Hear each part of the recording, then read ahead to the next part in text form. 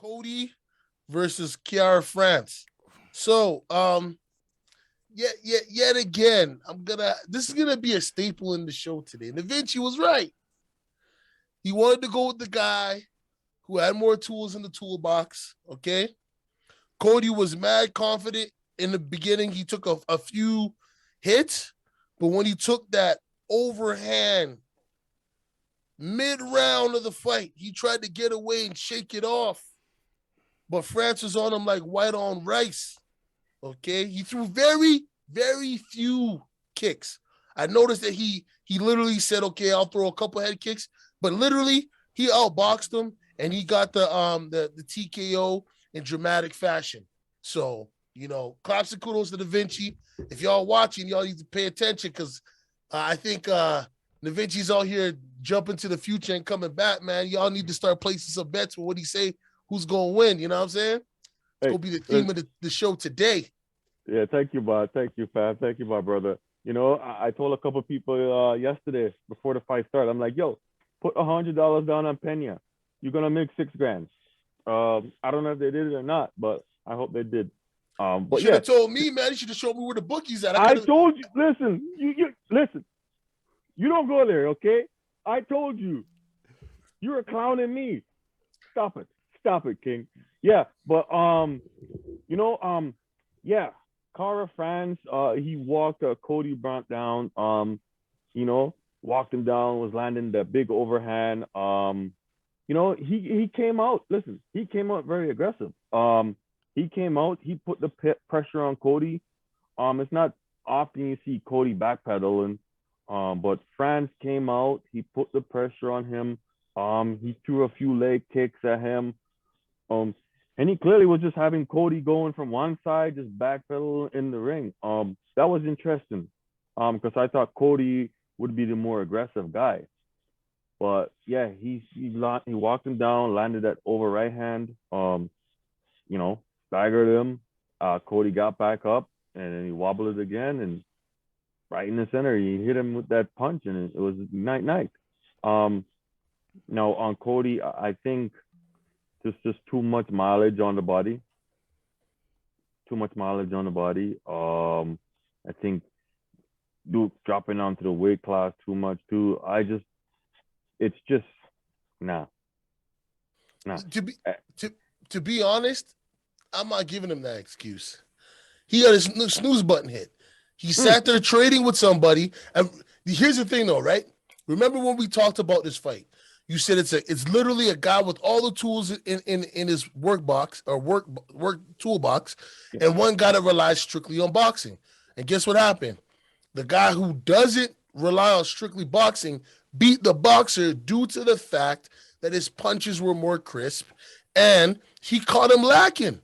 He was lacking in these UFC streets and got dismissed like a kid set the timeout.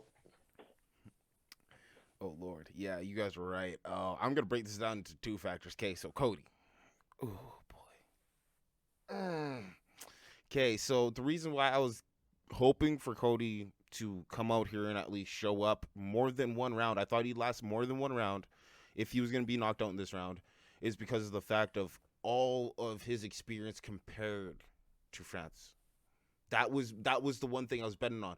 Because he's seen so much, I figured he would have developed something, and with especially being off for 7 months, dropping that weight, I thought he would have been trying to work with trying to use his other tools. Maybe it was the weight for him that he wasn't able to use his other tools for some reason. Maybe him dropping a weight class would allow him to use more tools and actually show his talent. But when he came in there, I liked the foot movement, but unfortunately moving left to right isn't going to help you at all. I'm sorry. You need to be able to come in, slip out, cut angles. He wasn't doing that very well. He's getting caught a lot. I like the fact that when he started hitting with leg kicks. Caught him with 2 leg kicks, and I was like, those leg kicks are doing something. Keep him at the range. Hit him with leg kicks when you got him. And for some reason, he just went away from leg kicks. Completely. And I was like, what? Even at one point in time, he faked a leg kick, and I was like, bro, we all know you ain't throwing that. What are you doing? Stop it. Oh, you referring to Cody? Yeah, I'm referring to Cody. He faked a leg kick, and I was like, bro, I know you ain't going to throw that. If I was in the ring, I'd Well, look at you and be like, "What are you doing?" I saw him do a type of kick that I've never seen before. He done a Mortal Kombat leg sweep kick. Yeah, I remember in the fight where in Mortal Kombat when they sweep your leg, like those ninja guys sweep your leg. That was interesting.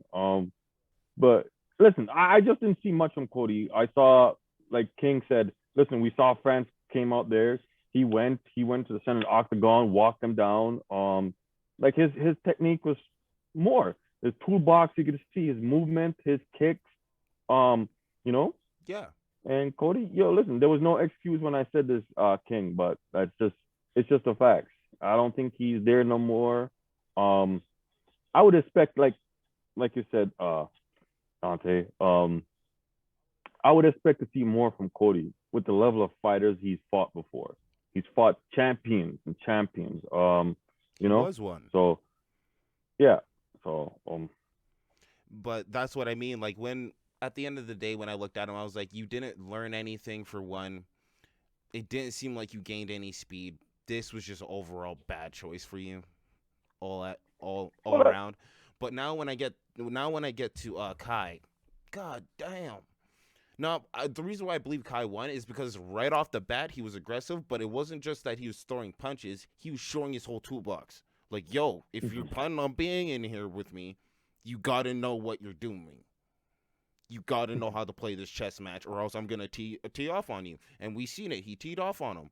Bounced off the cage. Like, that was the one that, honestly, I was like, wow, you're lucky that he didn't stop that, because he got hit, almost folded over, darted off to the right or the left. I can't remember which side he did it off to, but ran into the fence. And as he ran into that fence, Kai caught him with another one. He drops down, gets up, runs to the other side, telling him to come forward. Now, at this point, I did have faith in Cody, because once I seen him not pit his back against the cage, but pit his butt against the cage and sit there and like look for that punch, I was like, yep, that's what you need to do at this point in time. Then he went and then he went to the takedown, and I was like, hey, that's good. Try to keep him there. But obviously, Kai's far more talented in that area, because he got up very quickly, like if it was nothing. Honestly, like, he only paused for a second to really just understand the situation, get up, and that was it. And then he never tried to go back to it or anything. And then when he got caught in near the middle of the ring, well, okay, like, I don't really pit it on him. I pit that on Kai, because Kai did that so nicely. Throws in a fake jab to swat down his arm. Then that punch just comes in clean and knocks him clean out. And I was like, yo, that's you knowing how to put your punches together and knowing timing. That's something that we just didn't see from Cody. And unfortunately, it wasn't just this fight. It's been the past previous fights. And now I have to agree with nivinci. Too much mileage. It may be your time just to pack up your bags and go. Maybe you now be a trainer. Help some of these guys understand the game. But listen, what I've always said this about Cody. I say this a lot about a lot of people too, and King can attest to this. Listen, when you rely on the power and you can't get that one shot, it's gonna be a long night for you. And Cody Old's career, he's been relied on that shot. He's been relied on it. It sums it up pretty much. Like, you can't get it, it's gonna be a long night for you. And like we say on this part all the time, the toolbox. When you have so many tools in the box, it's gonna show later on when we talk about a few other fights. You're gonna see why the toolbox is good.